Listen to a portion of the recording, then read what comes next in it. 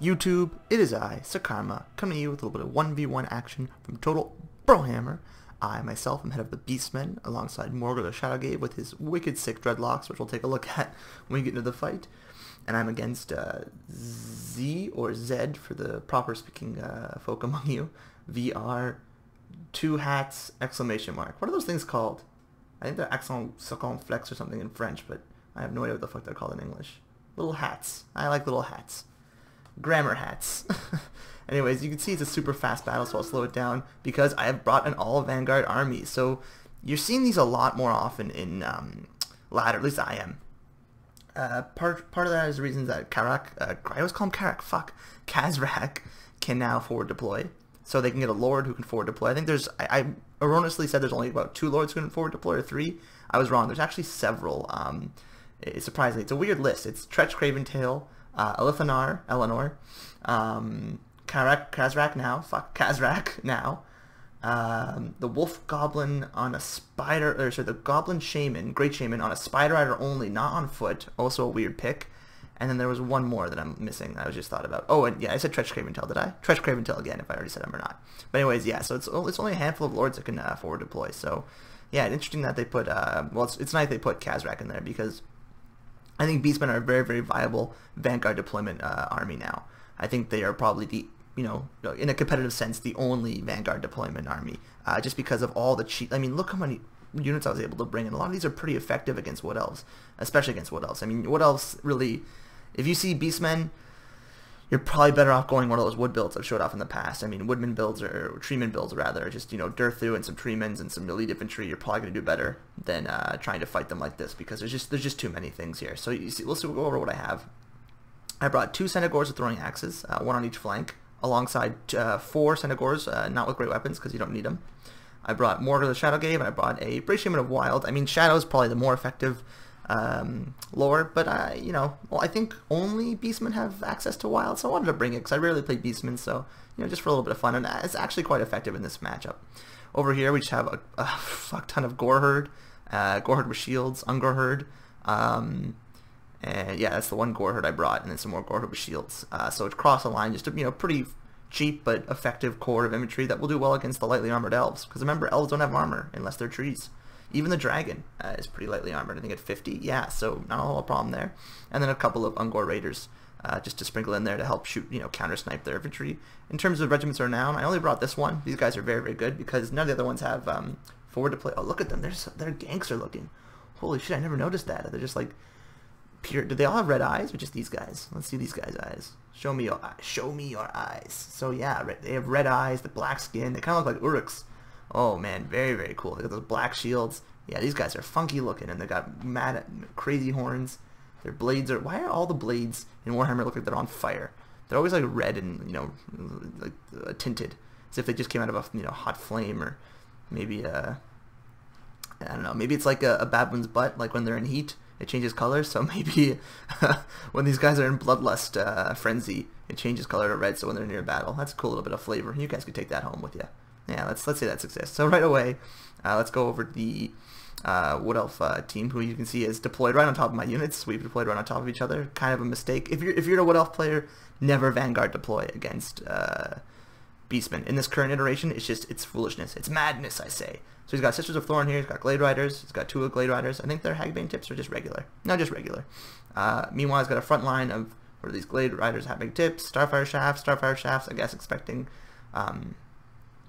Bestigors, but you're probably not going to see too many Bestigors against Wood Elves. Meanwhile, I say that in the last Wood Elf matchup I played, there was a lot of Bestigors, so yeah, you never know. It's not a bad pick, I guess, and Fire is good against the Butchers of Karkagard, who, or whatever they're called, because they have regeneration. And he's just got Eternal Guard across the line, and then these guys, I guess, deal with large, the Loex Tristers, who I'm not a big fan of. And then he's got a Glade Lord on a Dragon, and then a Spellslinger of Life with Regrowth and Earthblood, so just trying to heal. So right away, again, the actions get hot and heavy, and boom. So we get some early pickups here, some nice pickups, some good damage on these guys as they're trying to retreat. You know, we're just going to do as much damage as we can. Obviously, these are very important units. They can do cycle charging. They have mobility. You know, their shots aren't bad. So yeah, it was a good little pickup for us. Meanwhile, we're getting shot. Does a nice breath down here. I'm not sure that was the best move, considering how many infantry units I have. He probably should have saved that for later, but still. They pretty much crushed this one unit, but we're going to start getting some counterfire into these guys, and they don't have enough armor to really negate the fact that these are shitty archers. At 17, it won't matter because it will still kill these guys.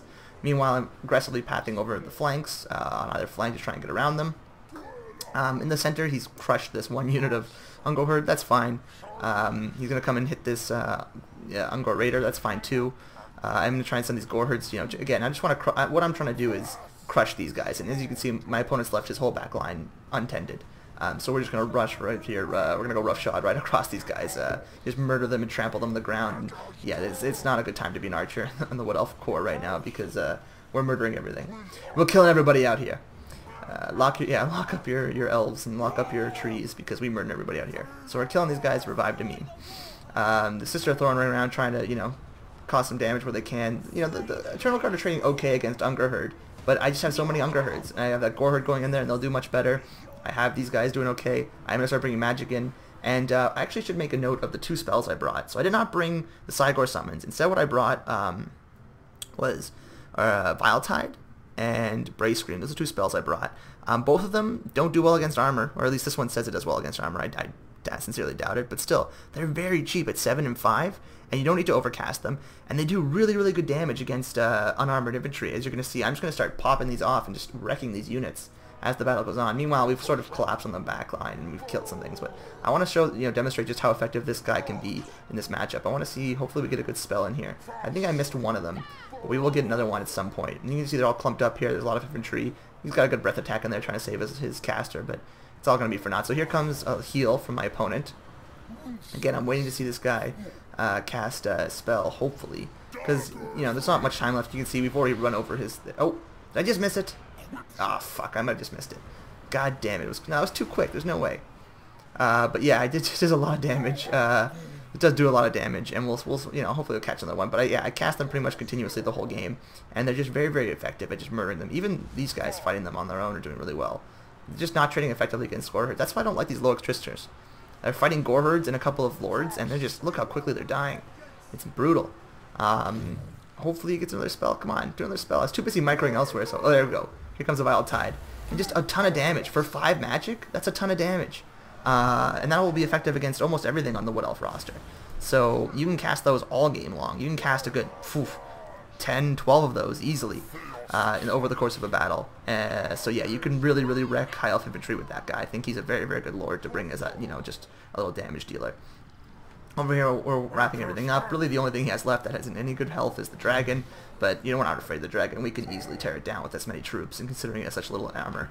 Across the way, we've, chased off a lot of his units, and there's just not a whole lot that what elf player can do. It's just his build was not optimal to deal with a Beastman rush. Which is what, again, what I've seen, I would say, of the 4 or 5 Beastman battles I fought, only one hasn't been Beastman Vanguard.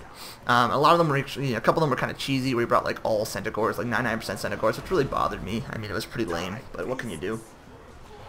I think, yeah, don't bring too many Centaurs. Like, I mean, obviously, okay, I brought 6, but at least they're different units. He brought like 8 of the same variety, and he brought no ranged. It was just kind of lame. I thought it was a little lame. I mean, Centaurs are a really good unit, of course, and if you want to win, sure, that's one way to do it, but I don't know, it just kind of bores me, personally. But again, you can disagree with me. But if you do, you must die. You must die. So we're killing the Glade Lord over here. He's just gonna flee because his army's in tatters. Just, the blood of elves runs thick on these hills, feeding these greedy trees with their liquidy life force. Doesn't make any sense. That's a stupid line. Liquidy life force? Jesus Christ. Go back to fucking MFA school, you little bitch.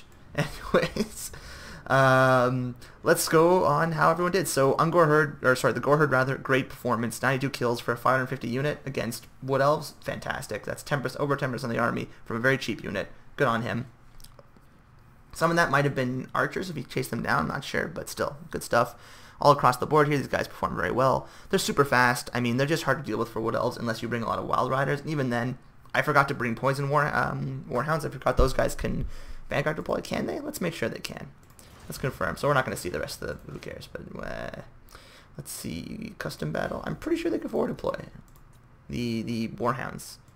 they can in fact Vanguard deploy. So yeah, I should have brought Chaos Warrens with poison, because if you bring them with Centaurs, they won't beat Wild Riders probably straight up, but if you bring enough of them with enough Warhorns with poison, they'll do really, really well in a trade. And then, of course, you can muck them down and just prevent them from running around. And they're also much faster at 95 and 92, and they have perfect vigor. Or these guys only have 84? Oh, maybe I thought they had 90 something. These guys have 90 something. No, 84. Interesting. Oh, but they get this. Okay, so they do have 90 something when they are buffed by Primal Fury. And I think they also have perfect vigor, which is really great. So yeah, so these guys are just fantastic units just to run around and cause damage for the entire battle. And again, there's just a lot of very cheap, cost-effective units on the Beastman roster, which make them very, very scary. Not in all matchups, of course. The Vanguard deployment will do, I would say, worse against something like Chaos, which, you know, you can't really run over their heavily armored troops with this chaff. So armies that have a lot of armor, you're going to be, you know, a little bit more of a risk, but even then, I've seen them do well against High Elves. You know, again, that was the battle where I fought a bunch of Centaurs, and they just crushed me. So yeah, that's the Beastman Vanguard army. Something that's, you know, it's fun. It's a new flavor. I like it. It's really fun to play as. It's really shitty to play against, I would say, just because it's chaos and madness, and they can bring so much, and you're just so it really demanding on your micro, and very few factions could go as wide as the Beastman can. Maybe Greenskins are the ones who can sort of match that. I'd actually like to see like a Vanguard Gobbo versus Vanguard Beastman, although I feel Vanguard Beastman would crush the Vanguard Gobbo. But that'll be another a tale for another day, I suppose. Thank you guys for joining me, and I'll see you around the bend.